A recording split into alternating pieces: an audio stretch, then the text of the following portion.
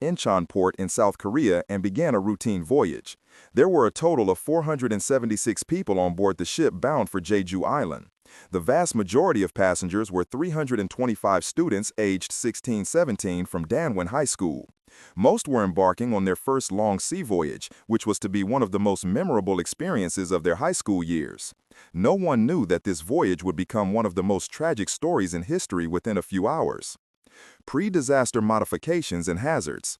The Sewol ferry, built in Japan in 1994, served there for many years before being sold to South Korea in 2012. Its new owners, Chonghaejin Marine, wanted the ship to be more profitable, so it was illegally modified and restructured. New cabins were added to the upper deck to increase passenger capacity, and cargo areas were expanded. Crucially, most of the ballast water, which helped keep the ship balanced, was drained so it could carry more cargo. These modifications significantly shifted the center of gravity and made the ship extremely unstable. The 6,825-ton ship was essentially floating in the water like an empty vessel ready to capsize. Marine engineers noted that the limits of balance and stability were no longer safe. Despite this, based on forged documents, the ship was somehow deemed seaworthy and passed inspection. The school trip between Incheon City and Jeju Island, known as Korea's Hawaii, was quite common. Danwon High School decided to take 325 students and 14 teachers on a traditional spring trip. When the students arrived at Incheon Port in the late afternoon on April 15th, heavy fog caused the 6:30 p.m. departure to be delayed until 9 p.m. Captain Lee Jun-sik, 69, was at the helm of the ferry during the 13.5-hour journey. The ferry carried 476 people and a total of 2,214 tons of cargo, including 150 vehicles.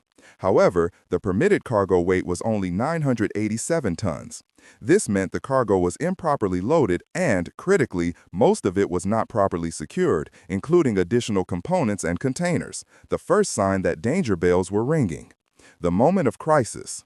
Around 8 a.m., as the ferry sailed off the coast of Gyeongpungdo Island, the weather was clear. Captain Lee was not at the helm. Control was left to Captain Park Han-gail, who had only been on duty for 4 months, and helmsman Jo Jung-gi. At around 8:20 a.m., before entering the dangerous Mango Channel, known for strong currents, the steering was switched from autopilot to manual steering. Everything was fine until shortly after exiting the channel. At 8:48 a.m., the ferry made a sudden maneuver to change course, which was much sharper than necessary. Because the cargo was not properly secured, containers and vehicles began to slide violently. This caused the ferry to lose its balance and quickly list to the left. An 8.5-degree deviation wouldn't normally cause a problem, but for this overloaded, unstable ship, the slight tilt quickly became critical. The fatal order and delayed response. As the tilt increased, tables began to slide and chairs tipped over. On the lower decks, the clanking of chains and metal could be heard as vehicles slid around. Passengers heard a voice over the loudspeaker. "Please remain where you are. Do not move for your safety." This instruction, tragically obeyed by many, would take away their best chance of survival. When the list angle exceeded 20 degrees, everyone was certain the ferry was sinking. The first emergency call was made by high school student Choi Dok-ha at 8:52 a.m. to the South Korean emergency number 119. It would take approximately 40 minutes for Coast Guard personnel to arrive. At 9:03 a.m., the crew sent an emergency call but only stated they needed help, not that the ship was sinking. By 9:10, the list angle had reached nearly 45 degrees, meaning the ship could no longer right itself. Aftermath and search for justice. As hope diminished, students continued to send heartbreaking messages to their families. "Mom, I love you," or "We can't get out of here. We can hear the water. I'm scared." Families flocked to the nearby port, clinging to the hope of a text message response. The rescue coordination was complicated by a lack of an effective chain of command. Despite hope for air pockets, divers were unable to enter the wreckage due to adverse weather. The ship finally sank completely at 11:20 a.m., leaving only the bow visible. Assistant Principal Kang Min-gyu was later found having taken his own life, overwhelmed by the guilt of surviving while his students died. In his note, he wrote, "Scatter my ashes where the sunken ferry lies, so that I can be a teacher to my students who could not be saved in the next world." Aftermath and search for justice.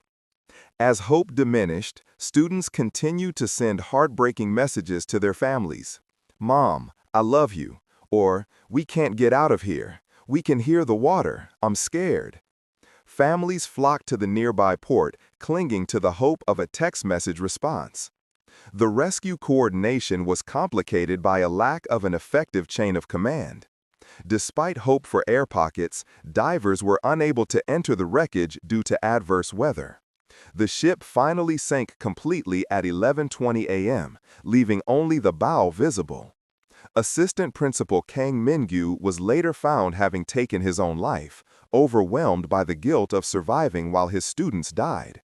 In his note, he wrote, "Scatter my ashes where the sunken ferry lies, so that I can be a teacher to my students who could not be saved in the next world." The political consequences were profound. Then head of state Park Geun-hye was harshly criticized for her failure to manage the crisis, particularly the mysterious missing 7 hours when her whereabouts were unknown. This poor management contributed to her public support plummeting from 70% to 5%, leading to her later dismissal amidst a separate corruption scandal. After the disaster, yellow ribbons became a national symbol of both mourning and the search for justice. 3 years after the sinking, the wreckage was finally raised on March 23, 2017, to recover the remains of the 9 missing persons. This painstaking search, conducted in Mokpo, led to the identification of some remains, but 5 people were never found.